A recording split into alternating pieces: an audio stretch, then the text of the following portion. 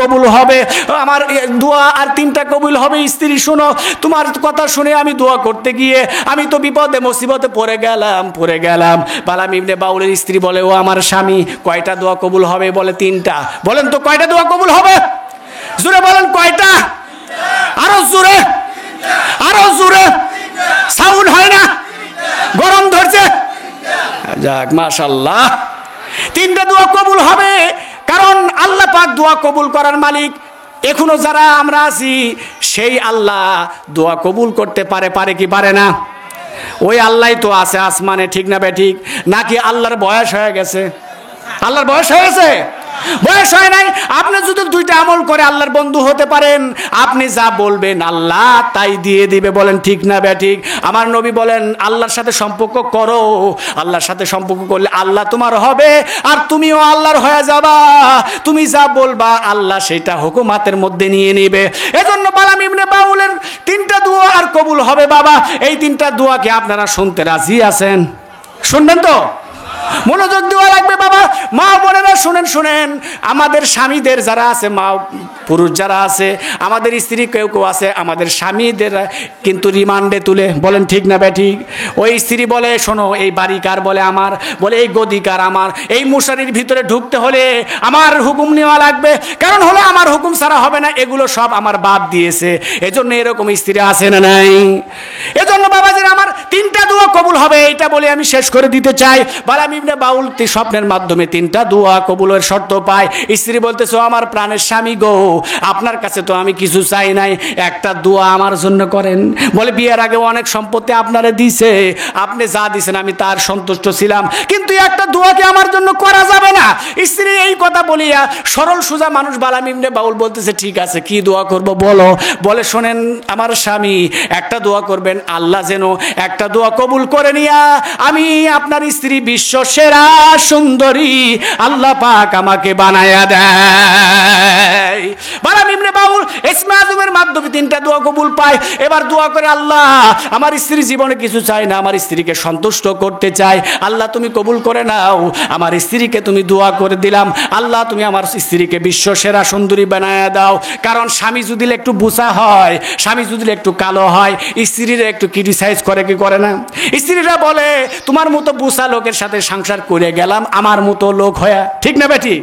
এরকম আছে না নাই? এখানে বুঝি নাই, আমাদের শহরে আছে, বগুড়াতে আছে, আমাদের এই চরাঞ্চলে নাই না? স্বামীর চেহারা যদি খারাপ হয় আর স্ত্রীর চেহারা যদি ভালো হয়, ওই স্ত্রীর গল্প কিন্তু থাকা যায় না। শোনো, তোমার সঙ্গে আমার আব্বা ভুল করে বিয়ে দিছে, এজন্যই সংসার করে গেলাম, তাছাড়া অন্য মেয়ে হলে তোমার সংসার করতো না। ঠিক না ঠিক? বালাম ইবনে বাউল দোয়া করলো, কবুল হয়ে গেল, তার স্ত্রী বিশ্ব সেরা সুন্দরী হয়ে যায়। এবার 1 মাস 2 মাস চলে যায়, বালাম ইবনে বাউলের কথা আর শোনে না। 1 দিন 2 দিন পর এভাবে 1 বছর চলে যায়। যাওয়ার পরে বালাম ইবনে বাউলের বাড়িতে একাই তিনি তসবিহ টিপে আল্লাহ আল্লাহ করে, কিন্তু তার স্ত্রীকে আর খবর পায় না। স্ত্রী তার খেজমত তো দূরের কথা, স্ত্রীকে আর ধরায় পায় না। রাত্রিবেলায় অন্য পুরুষের সঙ্গে কাটায়া দেয়, কারণ চেহারা বালাম ইবনে বাউলের আগে যা, তার স্ত্রীর কিন্তু তা নাই, আগের চাইতে বিশ্ব সেরা সুন্দরী হয়ে যায়। এজন্য রাত্রি যখন মানুষের সাথে কাটানো ধরে, সবাই যখন তার কাস্টমার হয়ে যায়, বালাম ইবনে বাউল এবার অভিমান করে বলে, আল্লাহ আমি তোমার কাছে দোয়া করি, আমার যে স্ত্রী ছিল এই স্ত্রী তো লানত প্রাপ্ত, আল্লাহ আমার স্ত্রী তো আমি পাই না, আমার বাড়িতেও আসে না, কারণ সে রাত্রিবেলায় ওই কার বাড়িতে যেন কাটায়। আল্লাহ তুমি আমার স্ত্রীর উপরে আমি বেয়া খুশি, আল্লাহ তুমি আমার স্ত্রীর শোয়ারের মতন বানায়া দাও। বলেন নাউজুবিল্লাহ। সঙ্গে সঙ্গে দোয়া কবুল হয়ে যায়। এবার শোয়ার হয়ে যায়, শোয়ার এবার রশি দিয়ে বাইদে বাড়ির ভিতরে রেখে দিছে। এবার ওই যে শোয়ারের যে বিশ্ব সেরা সুন্দরী বালাম ইবনে বাউলের স্ত্রী যে কাস্টমার ছিল, বলেন ঠিক না ভাই? এই কাস্টমারগুলি বাড়ির চারপাশে ঘোরাফেরা করে, হাই রে বিশ্ব সেরা সুন্দরী ছিল একটা মহিলা, এই মহিলারা তো আর দেখি না, কোথায় গেল? ওই যে মাথায় চুল নাই একটা পণ্ডিতের কথা বলছি বাবা, ওই পণ্ডিত খবর পাওয়া যায়, গন্ধ পাওয়া যায়, বাড়ির ভিতরে কেন একটা শোয়ার দেখা যায়। বলে এই শোয়ারটা কোথায় থেকে আসলো? বালাম ইবনে বাউল তুমি তো সুন্দর মানুষ, আল্লাহওয়ালা মানুষ, অথচ তুমি কেন শোয়ার পালো? তুমি একজন মুসলমান মানুষ হয়ে শোয়ার পালতে পারো না। বলে এটা তো শোয়ার না, বলে এটা আমার বউ। কি করেন এটা আমার সাথে, এর কি করেন, এর কি করিয়েন না, এইটা শোয়ার তো আমি দেখতে পাচ্ছি। বলে শোনো শোনো, আমার স্ত্রী যখন আমি স্ত্রীর জন্য দোয়া করি তখন তিনি বিশ্ব সেরা সুন্দরী হয়ে যায়, আর আমার হাল আর মানে নাই। পরে আমি লাঞ্ছিত হয়ে আল্লাহর কাছে বললাম, আল্লাহ শুয়ার বানায়া দাও। এই তো শুয়ার বানায়া দিয়েছে। ওই পণ্ডিত যায় সবার ভিতরে মেসেজ পৌঁছায়া দেয়, সবাই এসে বলতেছে, ও বালাম ইবনে বাউল, তোমাকে ভিতরে আমরা কেস করব। বলে কি কেস? বলে নারী নির্যাতন। বলে তোমার বউরে শোয়ার বানায় রাখছো কেন, জানতে চায়। বলে বউটা এরকম এরকম। বলে না না, এরকম করিও না, নারীর উপরে নির্যাতন করিও না, করিও না।